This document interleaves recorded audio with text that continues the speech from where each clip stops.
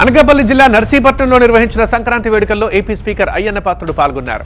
ఎన్టీఆర్ స్టేడియంలో స్థానికులు కుటుంబ సభ్యులతో కలిసి భోగి మంటలు వేశారు స్పీకర్. తెలుగువారి పండుగ సంక్రాంతిని రాష్ట్ర వ్యాప్తంగా ఘనంగా జరుపుకోవాలని సూచించారు. మన సంస్కృతి సాంప్రదాయాలను భవిష్యత్ తరాలకు తెలియజేయాలన్నారు స్పీకర్ అయ్యన్న పాత్రుడు.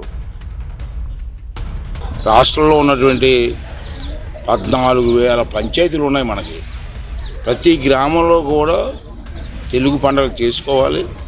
తప్పనిసరిగా కుటుంబ సమేతంగా పిల్ల పాపలందరికీ చెప్పాల్సిన అవసరం కూడా ఉంది. ఇవాళ మన పిల్లలకి సంక్రాంతి అంటే తెలియని పరిస్థితి వచ్చాయి. అసలు మన పండగల గురించి తెలియని పరిస్థితి వచ్చాయి. ఈ సాంప్రదాయం మనతో ఆగిపోవడానికి వీల్లేదు, కలకాలం ఉండాలి.